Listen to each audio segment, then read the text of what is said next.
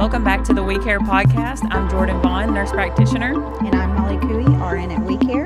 And today we're diving into a topic, again, that affects so many people. Yes. Weight loss.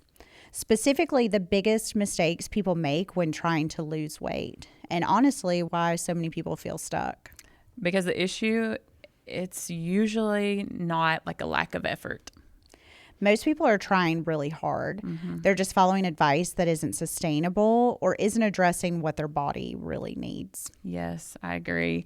So the first biggest mistake, looking for the fastest possible solution. Yes, like crash diets, detoxes, extreme calorie restriction, anything promising rapid results. And we understand, it's tempting. Of course, everybody wants to fix things quickly. If someone's frustrated, they want that change now.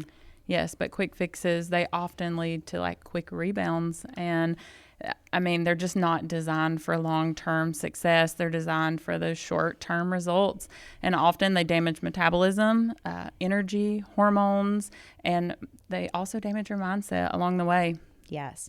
So this next mistake is a big one too. Judging progress only by the number on the scale. Amen. The scale does not tell the full story. You could be losing fat, building muscle, reducing inflammation, and improving other health markers without dramatic scale changes. Absolutely. When people obsess over the one number, they miss the bigger picture.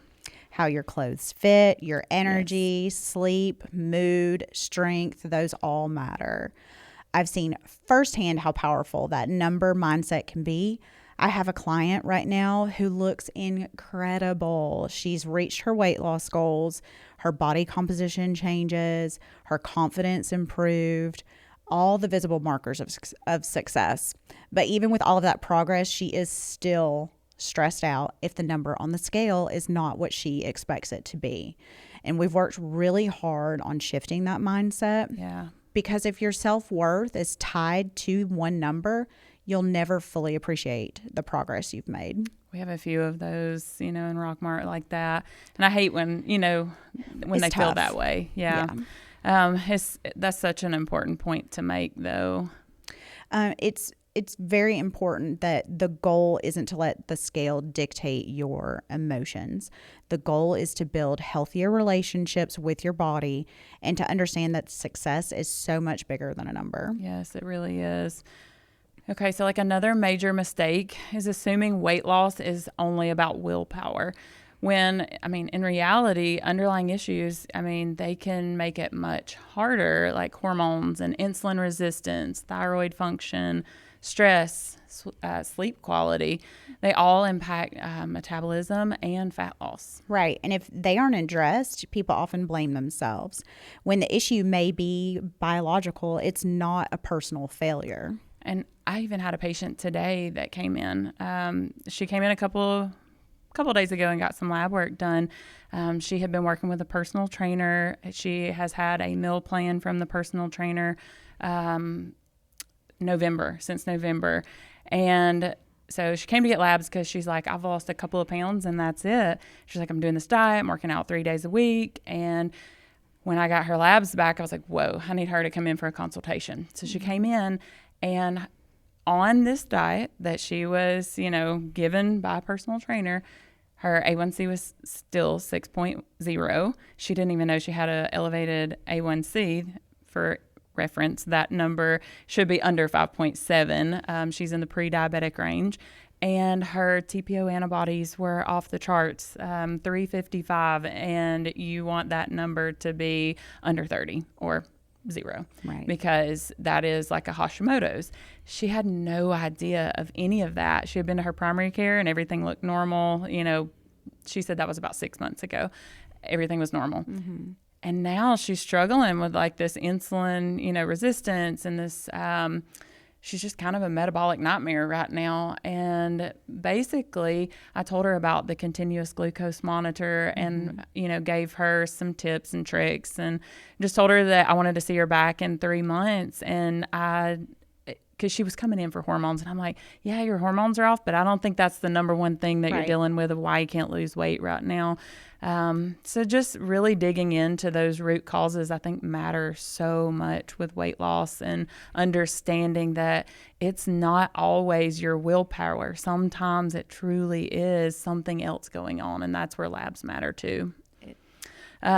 So I think this is a good place to talk about something really important, because even with access to resources and knowledge, mistakes can still happen. Absolutely. And I'm big on sharing, or thinking that sharing personal experience matters, because it reminds people that even successful weight loss journeys can come with lessons. Mm-hmm. When I first started my own weight loss journey, I lost around 50 pounds using semaglutide.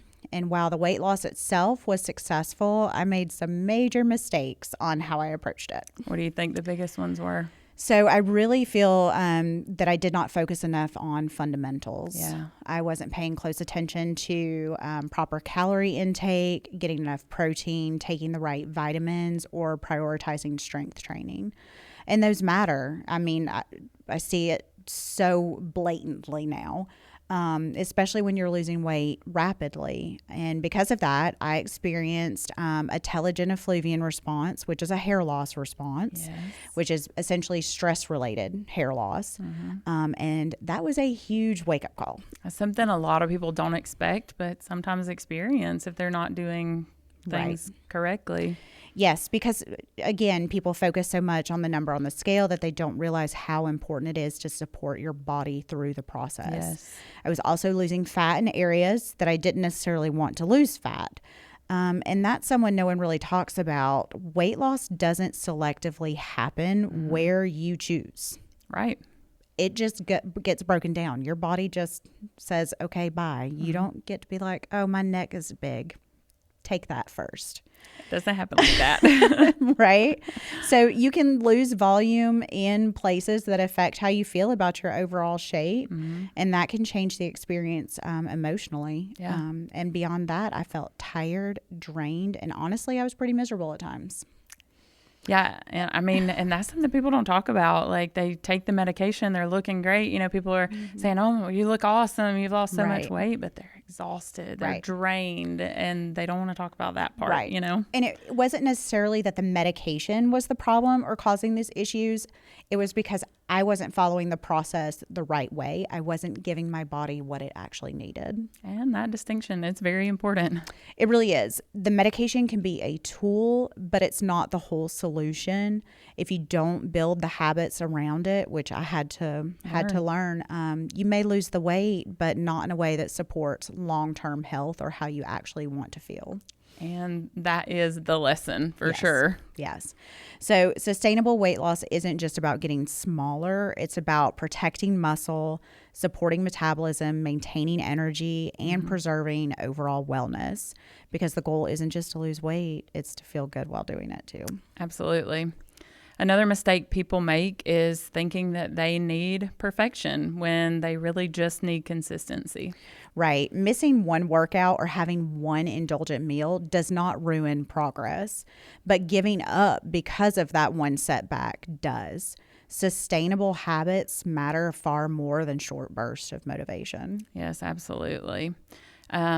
And this last mistake, it's a big one, and it happens all the time. Following what worked for someone else, a friend's diet, an influencer's routine, a viral trend. Our bodies, they're unique. Yes. What works for one person may not work for another. Personalization matters. Again, personalization matters. And I feel like customization. That's where we come in at We Care. We are trying to help these people on a personal level. Yes. And a lot of them, they want to take the shots home, and I'm okay with that if you want to take them home. But if you're coming in weekly, we can work with you. You're seeing our MAs every week. They can give you tips and tricks and things to help you. I love when people are coming weekly. I feel like they have more, sustainable. I see way more success long term for those people that come and see us weekly. Yes, me definitely. Too. Yes. All right. So your turn to answer some Mythbusters. Okay. All right. So myth number 1, if you're not hungry, you're doing it right. Constant hunger suppression is not the goal, especially on a GLP-1 medication. Under eating, it can lead to fatigue and muscle loss, nutrient deficiencies, and definitely the poor long-term outcomes. The goal is definitely nourishment, not avoidance. Myth number 2, losing weight fast means you're succeeding. Fat loss can be motivating for sure, but if it's not supported correctly, it can come at a cost. I mean, muscle loss, metabolic adaptation, hair shedding, burnout, they're all possible. Exactly. Proof was right here. Yep. And it took a long time to recover from that and fix the issues that I made the first time around. But I think when you and Ray got to doing it together, I really feel like that was, y'all started meal prepping and doing all the things. Yes, and we really focused on it together. So it really did help. Yes. Myth number 3, weight loss medications do all the work. Weight loss medications, they're a tool. They're not a substitute for like your habits. Without nutrition and movement, lifestyle support, results may be short-lived. The medicine opens the door is what I like to say, but you still have to walk through it. Right. So what does work? A realistic, sustainable approach, balanced nutrition, movement you can maintain, adequate sleep, yes, stress management, and when needed, medical support or deeper investigation into root causes. Yes, ma'am. The biggest mistake in weight loss, it isn't failing. It's believing you have to suffer to succeed. Real results, they come from understanding your body, building habits, playing the long game. And when that happens, true transformation comes at that time. And we hope you enjoyed this episode. So make sure to subscribe, share this episode, and follow We Care Health and Wellness for more education and behind-the-scenes content. And at the end of the day, don't forget, we care, and we'll see you guys next time.